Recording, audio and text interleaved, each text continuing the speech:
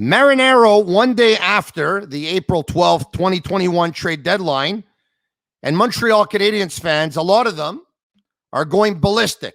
They're going ballistic because Marc Bergevin this, Marc Bergevin that. Marc Bergevin didn't pull off the blockbuster deal. Marc Bergevin didn't go after Anthony Mantha. Marc Bergevin didn't get Raquel. Marc Bergevin didn't get Taylor Hall. Marc Bergevin didn't get this guy, didn't get that guy, whatever, all that stuff. Here's the deal. Here's the deal, folks. Somebody has to say it, so I'm going to say it, okay? I'm the first one to tell you when the general manager makes a bad move, I'm the first one to say he made a bad move. When the general manager blows it, I'm the first one to tell you, you know what? He blew it. When the general manager deserves to be fired, I'm the first one who tells you he deserves to be fired. But now someone has to do this. Someone has to do this. Someone has to say the real things. To all the Canadiens fans that are out there and are hammering Marc Bergevin, you have no idea what you're talking about. None. Zero. Zilch. Nada. Nothing. Now, hold on a second. Hold on a second. If you want to judge his body of work over 9 years, that's another discussion, okay? If you think he shouldn't have been hired to begin with, that's another story. If you think he should have been fired a long time ago, that's another story. But if you're going to crap all over the guy because he didn't do on trade deadline day what you wanted him to do, I have news for you. You know what he's been doing to make this team better? Now you're going to say, yeah, well, the team was no good to begin with. All that. That's another story, all right?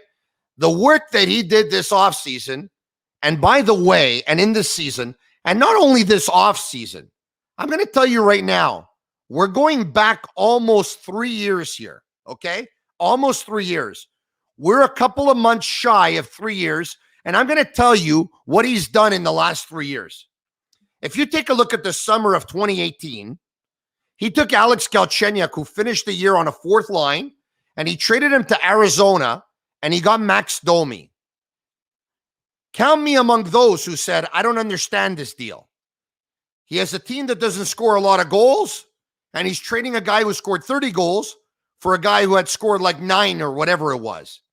I was wrong. That deal turned out to be a good deal for the Montreal Canadiens because Max Domi that year picked up 72 points and was the Montreal Canadiens' leading point getter. I'm going to get back to Domi in just a second, okay? But after he pulls off that deal in 2018, 2 weeks later, he acquires Yoel Armia from Winnipeg in return for Simon Bourque. Do you know who Simon Bourque is? Have you heard of him? Where is he playing? Please enlighten me. I want to know. Fast forward after that, a couple of months. On the eve of the golf tournament, he trades Max Pacioretty to Vegas.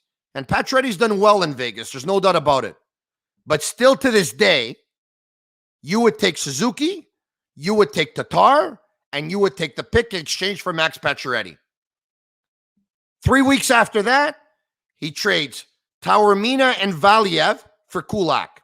Okay, Kulak's a depth defenseman on the team, but in Sherratt's injury, you saw the way he was able to step up. He played well with Petrie. He played well with Weber. Where are Taormina and Valiev? What are they doing exactly? That's 2018. In 2019, as an unrestricted free agent, he signed Ben Sherratt. What kind of contract did he give him?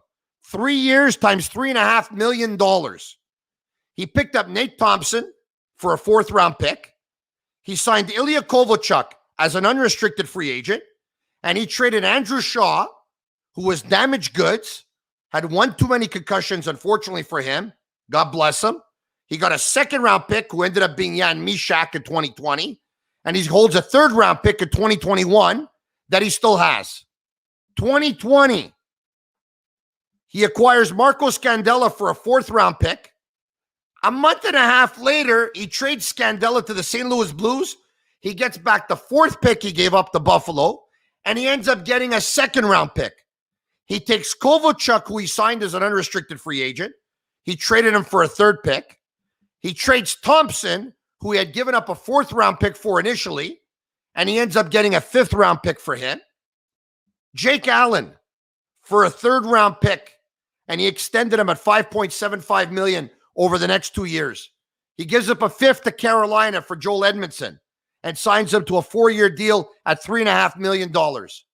Max Domi, who finished the year on the fourth line with Claude Julien as coach in the playoffs and Kirk Muller as coach, he trades Max Domi and a third to Columbus for Josh Anderson, UFA Toffoli, 4-year contract, $4.25 million per season. UFA Corey Perry, who a lot of people thought was going to be on the taxi squad. He's turned out to be a very serviceable player, and he's great on the power play at $750,000. And in 2021, he acquires Eric Stahl for a third and a fifth. His better third and his better fifth he held on to. He had 2 second picks that he held on to. So he gave up his worst third and his worst fifth for a guy who's going to be able to play, whether it's going to be the second line or the third line or the fourth line, a guy who's captain, who was a captain before, a guy who won a Stanley Cup, a guy who's been there. He picks up John Merrill, who's a very reliable defenseman, who's going to be on the third pairing for the Canadiens for a 5th-round pick. And he adds an insurance policy in Gustafsson, and they may never use him, but if they do, it's only a 7th-round pick. You know, last year, the Canadiens lost in the playoffs to the Philadelphia Flyers, honorably, in 6 games. And a lot of people said, you know what? The Canadiens can hang with the Flyers. They can hang with them. Yeah, they can hang with them. The only problem is that the Canadiens, you know, they lack a little bit of scoring. If they can add one more scorer, you know, ideally a second goal scorer, the Canadiens are going to be much better off. So, you know, what does Marc Bergevin do? He recognizes that he has a weakness at the backup goalie position. He goes out and acquires Jake Allen, who's one of the best backup goaltenders in the National Hockey League. One of the best. I mean, he could be a starter on some teams the way he's played this year. He goes out and acquires Joel Edmondson, who has played first pairing this year, has played second pairing this year, and is a huge plus player for the Montreal Canadiens. He convinces Romanov to come over. Romanov's with the team. And then you take a look at John Merrill's going to come in. He's going to end up playing, you would think, with Romanov or with Kulak on a third pairing. Huh? You would think. He goes out and acquires Tyler Toffoli, a pure goal scorer who can play right wing and can play left wing. And Josh Anderson, a right winger, one of the best power forwards in the National Hockey League. Toffoli and Anderson are 1-2 on the Montreal Canadiens in goals. Perry's been great. Stahl's going to help. I don't understand what people want. Like, okay, once again, this is not about judging Marc Bergevin over 9 years. This is not about whether he should have got the job in the first place. This is not about whether you would fire him. This is not about, you know, okay, well, they missed the playoffs over the last couple of years and they got in by fluke last year and all that stuff. Look, and if you want to judge it that way, this is the way I judge it, okay? Marc Bergevin had a lot of experience in the National Hockey League as an assistant coach, as an assistant general manager, as a scout. He touched on pretty much everything. But until you're a general manager in the National Hockey League, you don't know what it is. And then above that, there's being a general manager with the Montreal Canadiens, which is a general manager times 3. It's another level, another level, another level. That's what it is. And unfortunately, and some of you guys are not going to, and girls are not going to want to hear this, there was a little bit of learning on the job. There was a little bit of knowing how to handle certain situations. And there was a little bit of inexperience that kicked in and got the better of him. And he made some mistakes. And I'm not telling you to give him a 5-year, mulligan, but it took him about 4 or 5 years to get really comfortable with the job. And I just explained to you the body of work in the last 3 months, 3 years, the last 3 years, minus 2 months. You're not satisfied with that? Okay, because they have to win in the playoffs. Okay, we're going to get to that in just a second. It's Marinaro, brought to you by MyBookie. Use code SICKPICKS for a 50% deposit bonus. Bet, win, get paid. All right. So here's the deal. In professional sports, I get it. You're judged on wins and losses and whatever and what you produce and winning championships and all that stuff. Okay, I get it. And for that, you're okay. No problem. I don't have a problem with that. But you know what? instead of giving the responsibility to the general manager all the time, every now and then you got to give the responsibility to the coach. Every now and then you got to give the responsibility to the players. And I get it. He's traded a ton of players, all right? And so then he put it on himself. He hired a coach, Michel Therrien. He relieved him of his duties 4.5 years later. He replaced him by Claude Julien, the same thing. Now he brings in Dominic Ducharme. A couple of months ago, was the interim coach of this team and stuff like that. And he got rid of the goalie coach, brought a new goalie coach, got rid of the goalie coach. I understand all that stuff. But when are we going to say in Montreal now that the general manager has given his coach everything he needs, and the general manager has given the players in that locker room everything that they need? So now I get it. The Montreal Canadiens are not perfect. There's inexperience at the center ice position. I got all that, all right? And I know that this is a center ice league, right? Teams that win the Stanley Cup, they end up winning it. They're deep at center. You take a look at the St. Louis Blues when they won it with Braden Shen and Ryan O'Reilly and Tyler Bozak. You take a look at the Washington Capitals, and yes, they had Ovechkin, who's one of the best scoring wingers of all time, but they also had it at the center ice position. They had Kuznetsov, they had Backstrom, they had Lars Eller in the number 3 hole. I get all that as well. The Boston Bruins had Bergeron, they had Krejci. The Chicago Blackhawks had Jonathan Taves, and the Los Angeles Kings had Anze Kopitar, and they had Jeff Carter, and all that stuff, okay? So the Canadiens aren't perfect. There's inexperience at the center ice position. Yes, it's true. They can use another puck-moving defenseman. Yes, it's true. But how many perfect teams in the National Hockey League do you know? How many? You know where the Montreal Canadiens are right now?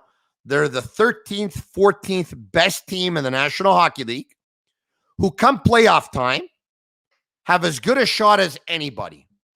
Now, I'll admit, if they don't make the playoffs this year, that's a huge failure. There's no doubt.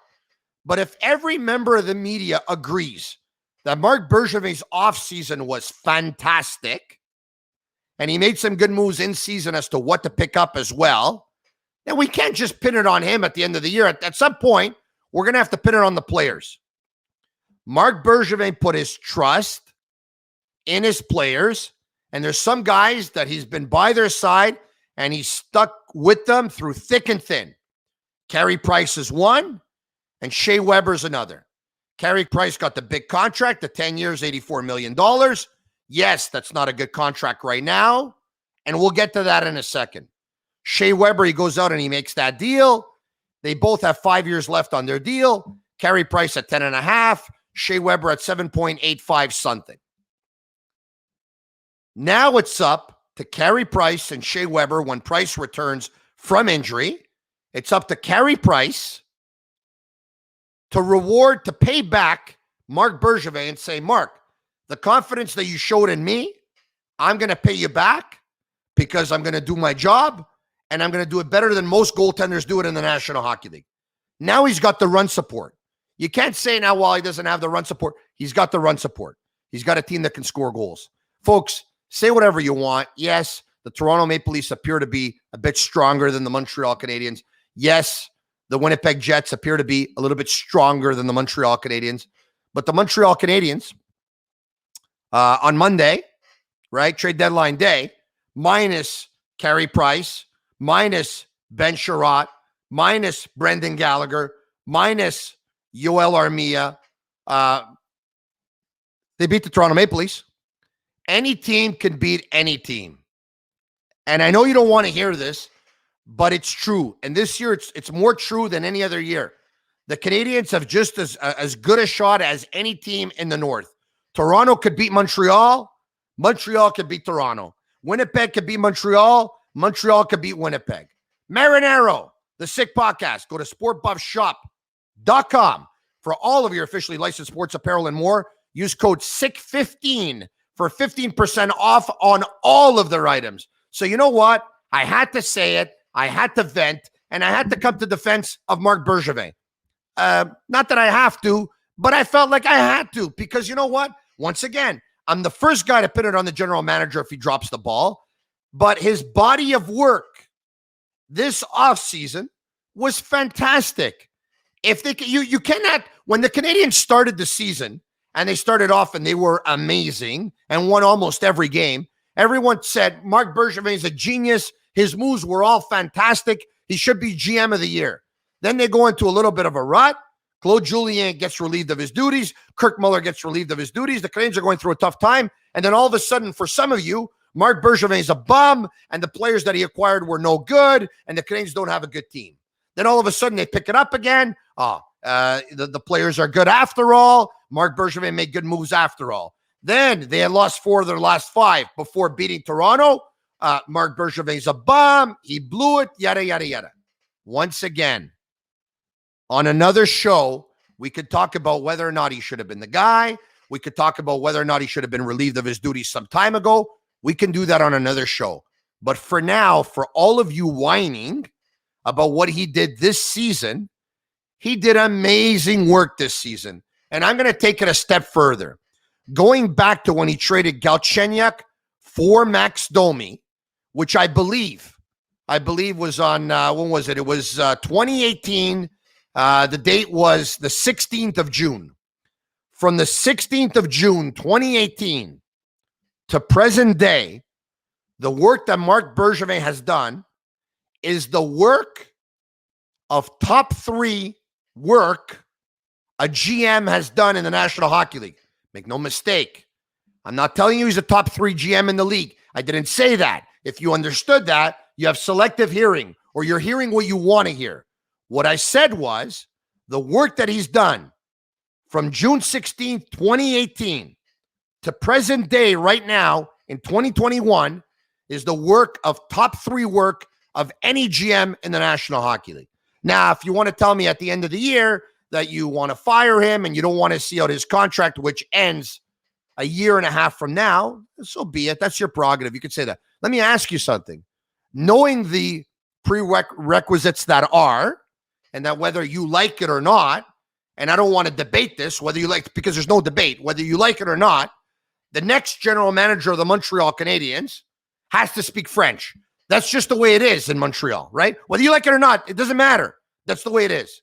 So now I ask you, find me another general manager in the National Hockey League, not employed, because between you and I don't think Julien Brisebois is going to be in any rush, any hurry to leave the Tampa Bay Lightning to apply for the Montreal Canadiens job if it's available, all right? So forget about Julien Brisebois for a second. So now, is there anyone else who speaks French that can come in and take over for Marc Bergevin and do the job that he's done, especially in the last 3 years? Because I'm going to tell you right now, unless he's Julien Brisebois, the guy that's going to come here after Marc Bergevin is going to be learning on the job. And you know what's going to happen? You're going to have to give another 3, 4, or 5 years for him to get very good at his job when you have someone right now who is very good at his job, despite the fact that you probably don't think so because they haven't had success. Now, it's up to Carey Price.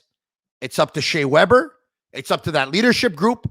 It's up to that team. For once, we have to put the onus on them instead of putting the onus on the coach, instead of putting the onus on the general manager, instead of putting the onus on the owner. You wanted them to spend to the cap.